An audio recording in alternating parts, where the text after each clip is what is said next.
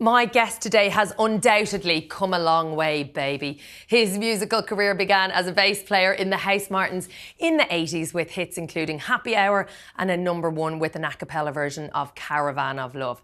Absolute banger. After the band split in 1988, he had a solo hit with Blame It on the Bassline, then formed Beats International, bagging his second UK #1 with Dub Be Good to Me. That was all before he began his AKA era. There was Freak Power, Pizza Man and the Mighty Dubcats before in 1996 he settled on Fatboy Slim. Please welcome Norman Cook. Hello. Hiya. I'm really glad you kind of condensed it. When you started on my history, I was thinking, God, this is going to go on all night. We could be here for a long time. I mean, we could be here for a while. It's quite a list, isn't it? There's quite a Midas touch about you, though, because there's nothing insignificant in that list. Like, it was definitely a build, but, you know, there was a bit of magic in everything you did. No, there's been peaks and troughs. Yeah. There've been peaks and troughs. It hasn't all been great. And it hasn't all been popular, but I mean, it's 40 years. It's 40 years. It's a body of work. Some good, some not so much. Yeah, it's a very decent body of work, and you have got some big news for it. I was gonna, announce it, and take the glory, take the excitement, but I thought maybe you could tell us. Are you talking about the L word? I think I'm talking about the L word. Is there more? Well, there's lots of things going on, but specific. I'm doing quite a lot next summer, but one of my favourite things and most exciting things of the summer will be headlining Latitude. Yes! Yes! It's big. Triumphant returns. I played there a few years back in a tent, which was pretty fruity, actually. I always thought Latitude was quite a kind of sort of cultured, middle-classy kind of thing, but they went absolutely nuts in that tent. But I'm headlining a main stage this year, and apparently the first DJ to ever do that. So big honour, and I'm most looking forward to it. Amazing. So it was 2017 when they were fruity. By fruity, I mean, I feel like it would take a lot for you to raise your eyebrows at a bit of fruity behaviour. Yeah, you would have thought, wouldn't you? I've seen various, degrees of fruit over the years, but they were. I think it was like, it seemed like the kind of, I don't know, some sort of teenage rites of passage. Let's get as drunk as we can and behave as appallingly as we can. I loved it. So like a hen night kind of vibes. Well, more, I don't know. I mean, in the sort of the scale of things, I don't know if you're aware of Reading Festival being the sort of place where everybody goes when they get their GCSE results, and they go there expressly to properly let off steam. It was kind of that vibe, rather than a sort of, this is there's a Waitrose on site and it's all quite nice, and they were really properly going for it. Okay. Civilised is the word I'm looking for. Yeah, they were definitely uncivilised. I love that in a crowd. But I also think you give permission for people to indulge themselves in that way. They've been with you since Reading. Than permission. It's more than just giving them permission. I actively encourage it. Yeah. I spend most of my career trying to engender that kind of behaviour. Yeah. Yes. No, I mean, for me, dance music, dance music kind of connects people, and it brings people. Well, all music brings people together, and it's about a community and a connection over a shared love of music. But also, dance music particularly is a good excuse to let off steam, to escape from the boringness of your normal life or the stresses and the strains, and just for a couple of hours, just go absolutely nuts and forget your cares. So that's actively what we're trying to do. So, top marks to that Latitude ground. I'm looking forward to doing it again. Yeah, magic. And you said it was a bucket list thing for you. I've already done it, so that bucket is... But main stage, and like you say, the first DJ to ever do that. It's always nice to kind of feel like you're... I don't know, I've always, back in the day, DJs, we were always sort of treated as second-class citizens. And it's nice to feel that we kind of deserve to get those big slots. Yeah. And I kind of like being an ambassador. It can be fun, it's not just some, I don't know, it's not just noisy, repetitive music. There's something beautiful and big that happens with a crowd that size. Yeah. So yeah, I feel nice that I'm kind of blazing the trail. Yeah, absolutely. Always. For the last 30 years in that DJ zone.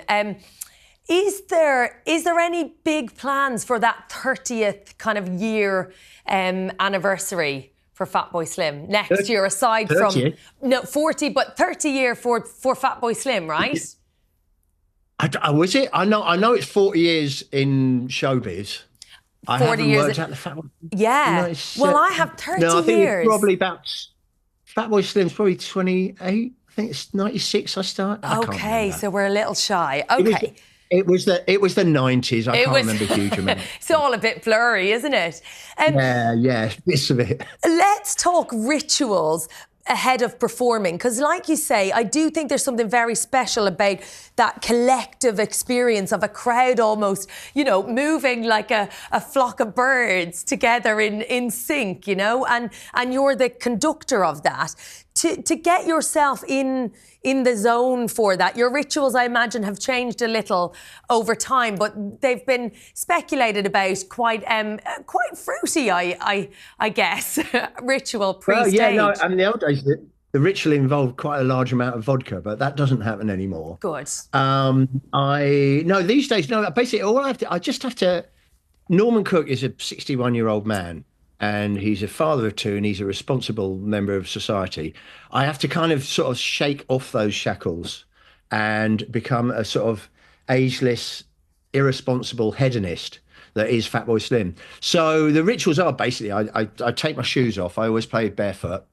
I put on a lurid Hawaiian shirt. Yeah. Couple of Red Bulls. But then the most important one is just as I go on stage, my tour manager, Alan, slaps me really hard across both cheeks just to get the adrenaline going. So like a proper... Somewhere along that transformation, along the caffeine, the costume change and the slap round the face, I mutate from a reasonable 61-year-old to a lunatic with the mental age of about 17 who knows no responsibilities and has no cares apart from allowing other people to lose the shackles of normality. Living the dream, I think that's what they call it. Yeah. Have you ever...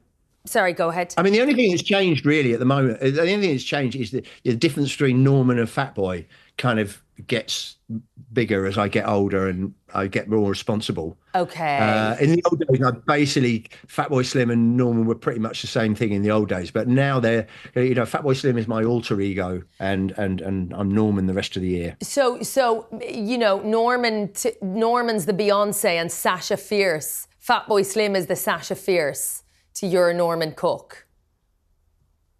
You see, Norman, the 61-year-old, has no idea what you're talking about. So, Beyonce famously says that she's extremely shy and quite reserved, and in order to get into her bootylicious mode, she straps on, for want of a better term, Sasha Fierce. So, hold on, so Sasha's the one that goes on stage? Sasha is the one she goes on and she gets the job done, and she, lives her best life. Right, yeah. Well, I kind of, yeah. You relate the other to way that? around, it's like, yeah, absolutely, yeah. I mean, you have to. I mean, I wouldn't describe Norman as shy. No, okay. It's not like I don't go from like really, really shy to that. But no, I mean, it just allows me, just to be this kind of cartoon character whose one desire is to free you from reality and allow you to escape and let off steam. Yeah, and that's always been there. I mean, the crowds have been progressively bigger and bigger, but that kind of desire to share music with people was at the heart of everything, really. Yeah, I mean, I fell into being a DJ because I simply bought all the records because I loved them all, and then I found out that I enjoyed them more if I could play them to other people. And I fully intended to be a musician, like a proper musician. And I did that for a few years. But then after about 10 years in the business, I realized more people wanted to come and see me DJ than watch me play in a band. Yeah. And that's taken over. But yeah, I mean, I have this great love of music, but it involves sharing it with other people. Best of both worlds. Of all of the big moments you've had, and moments are, too short an expression, but is there a standout kind of pinch me moment where you think, wow, this is everything? There has been many. Yeah. There has been many, and luckily they keep on coming.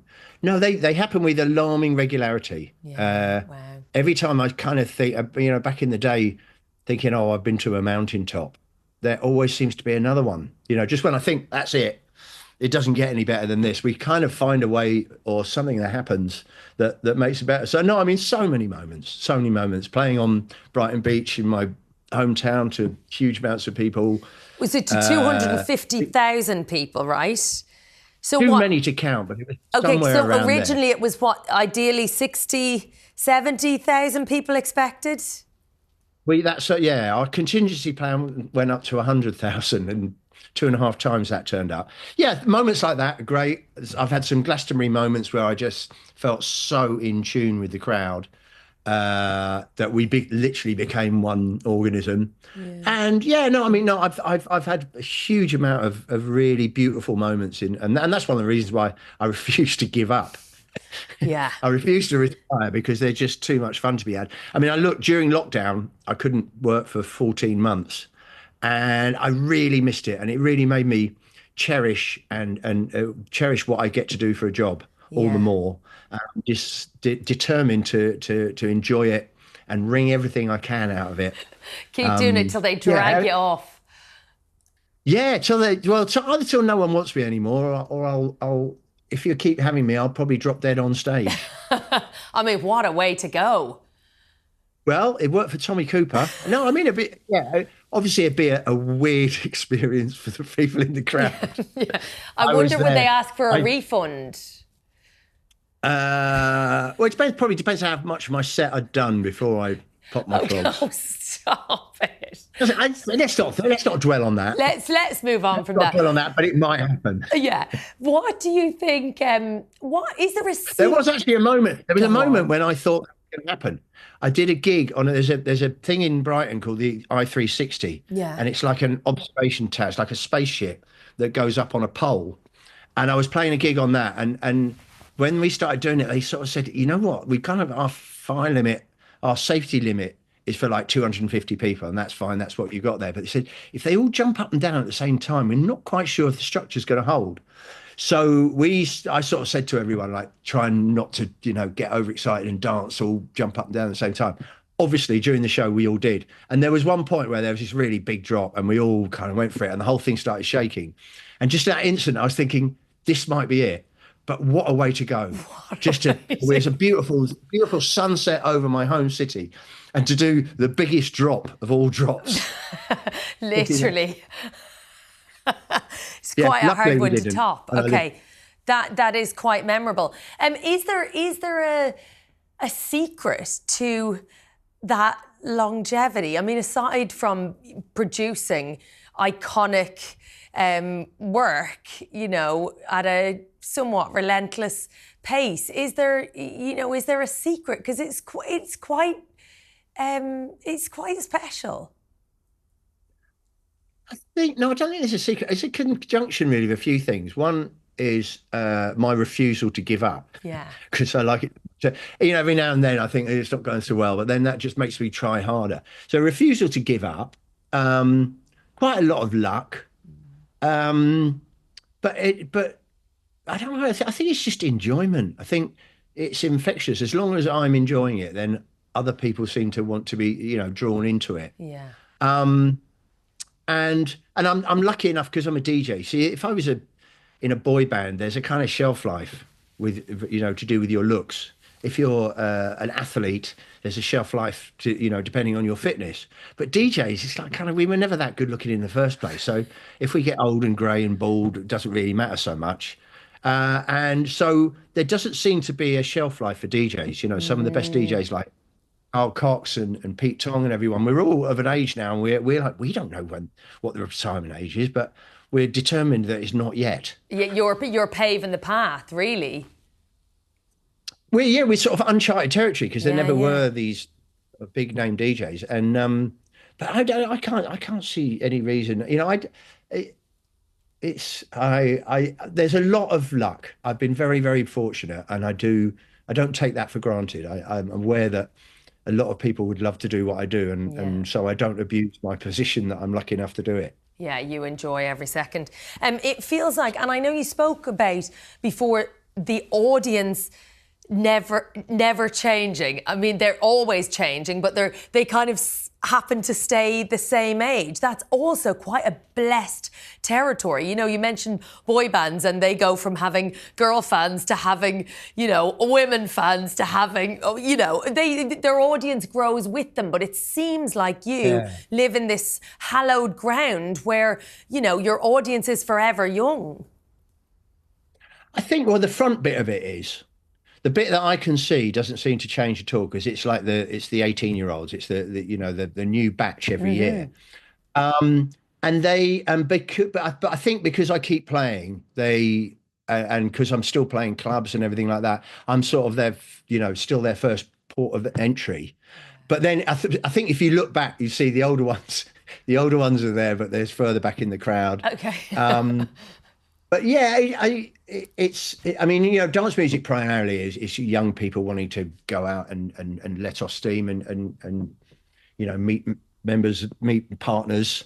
And so that bit of it never changes. So I'm always working with them. But I mean, to be honest, I've been around so long that now I meet young people and they say, you know, I grew up on your music. And I think, well, 25 years ago, you did, you know, my parents used to play your music all the time. So yeah, if you stick around long enough, you have this kind of built-in longevity, because Yeah. you kind of span the age groups. Well, you're kind of But yeah, timeless. it would be horrible if everyone if everybody in the audience was my age. It would be a very different, very different atmosphere completely. Would it be a different set? Do you think you would respond to that?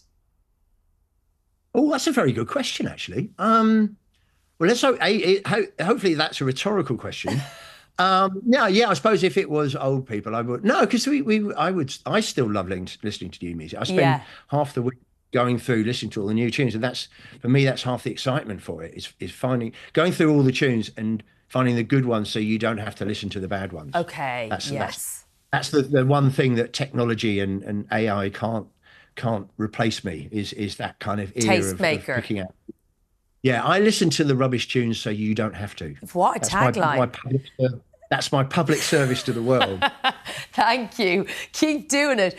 You've got a Guinness World Record. I mean, I feel like you must be aware of this. Yes. Yeah. Can you remember what it's for? Well, it's the schizophrenia award, really. I've got the most top 40 hits under different pseudonyms. Yes. Which is why at the beginning I was worried about if you were going to list every single name that I've used. Yes, no, I've had top 40 hits under 8 different guises, which apparently is a record. Okay. So different hits under different, or the same hit under different guises. No, different hits. Okay. But different pseudonyms. Yes. Some of which I mean, mentioned. obviously, Paul McCartney's had way more hits than me, but he's only been in the Beatles, Wings, and Paul McCartney. Okay. Maybe the front chord. Whereas so he's only got 4, even though he's got more hits. Yeah. But I've had more names. Yeah. He's had more hits. I've had more names. You've had more names. And so what? Like Why? I said, it's a dubious. It's just an honour. I can see it's not displayed behind you, Norman. You what? I can see it's not on display behind you. It's not, you know, the wildest source of pride for you. It's somewhere. It's in the laundry room. It's in the laundry room. Yeah. in the Where laundry are the Brit Awards? Where are the MTV Awards? Where do you stock them? They're in the hall. Okay, nice. Outside the spare bedroom. On like a custom-made casing unit? Just shelves. Just shelves. They're not like glass fronted or anything. They're just shelves. Okay. But they sort of, yeah. Yeah, you don't see them anymore. I see them. Yeah, no, I kiss them slightly as I walk past. Nice. Every now and then no. no. It's nice to have them. No, I do have them out. I'm proud of them. Yes. So you should be. Yeah, and they're in the hall, so visitors can see them. Which is the most important thing, let's be honest. Well, I don't know. It's a weird one because I'm quite a modest person. I don't like sort of waving it in people's faces, but I'm quite, if there's something you're proud of, you don't want to. Yeah, I wouldn't shove it in your face. But bashful. Well, what's the one you're most proud of? What's the one you're most proud of? Oh, the Brits, I think. Brits. I mean, they're a proper institution. No? Yeah. I've got 3 Brits. Very, very proud of that. Yeah, yeah. You learned to play violin with the Prime Minister. Yes. Is he any good? Was he any good? Do you know what? I'd actually forgotten that I had violin lessons. It was Keir who reminded me. Yeah. And I don't think I had them, but I think maybe one term I had them. Okay. So I don't remember a huge amount. I mean, I remember Keir played guitar at the time. And obviously I was a punk rocker and I wanted to be in punk bands. So, no, it wasn't a huge part, but he was my classmate for 5 years. Wow. So that was quite weird. Yeah. Quite weird when you were in class, or quite weird when you got the gig? It's quite weird. It's quite weird. One day, the news comes on. They say something about the Director of Public Prosecutions, Keir Starmer. And I'm thinking, Keir Starmer? There can't be more than one person in the world with the name Keir Starmer. And he's, DOPP, and that's quite impressive. Then you watch him, and then he becomes Prime Minister of the country, and it's quite a weird thing to, all of a sudden I've got the Prime Minister's phone number in my phone. Do you use it? All of a sudden I'm a security risk. Do you use the number? We chat occasionally. Yeah, okay. If you need a police escort. No, I haven't actually yet. I haven't pulled any cards yet. I suppose it kind of is a get out of jail card. Well, not literally. But it could be. You never know. No, I haven't used it in anger yet. Okay, good. Before I let you go, new single out, Bus Stop Please, under your own label. Yes. Are there still nerves when you release something new into the world? Yeah, there are. Yeah. But it's such a weird world now that when you don't release things, you drop them. Mm-hmm, yeah. And then you don't have a pre-save. You never really know how they're doing. And then if 10 people on your Instagram say it's really good, then you think it's a hit in your head. I know it's a very strange and different world from the last, when I was last putting records out. The world has changed. You're not trying to sell records anymore. You're trying to encourage people to stream your music. Yes. But it's lovely to, I don't know, to feel you're part of the music business, because especially my daughter, I haven't really had any hit records since she's been, alive. Mm-hmm. And so every now and then she sort of hears about what I used to do. It's like, Dad, you used to be quite big, didn't you? It's like, well, yeah, I kind of was. But it's nice to feel like you're back in the game, or just to feel that you're still in the game. Yeah. But I'm not prolific these days. I mean, I put 2 singles out this year, which is 200% more than I put out in like the last 5 years. So it's only a hobby for me, making records. Yeah. DJing is my primary is the one. Do you have a TikTok dance for it? I feel like you could get your daughter involved with creating a TikTok. It's already on. I've been involved. I have a 14-year-old daughter, so I have been involved in a lot of TikTok dances in the last 5 years. None of them have caught on. I mean, but those sort of things, they only happen sort of organically. Yeah. You can kind of plug your way onto the radio or the TV, and you can buy, followers on Instagram. But TikTok dances are one thing you can't really influence. Yeah. And I've tried doing some with my daughter, but they haven't taken off. Okay. And I'm quite happy that not a huge amount of people have seen them, frankly. Until now, Norman. Thank you so much for chatting to me. Yeah, just a little clue. They're not on official Fatboy Slim's Instagram. They're on my daughter's. Okay, good to know. Thank you so much. We look forward to seeing you at Latitude, if not before. Excellent. Well, All thanks for right. having me. Thank you so much. Bye-bye. Will I see you? Will you be at Latitude? I'll be there with bells on, like one of the birds in the flock. Oh, you'll be easy to spot then. Fabulous. I look forward to seeing you there, and we'll shake a leg together. Yes, fantastic. Thank you so much. Virgin Radio.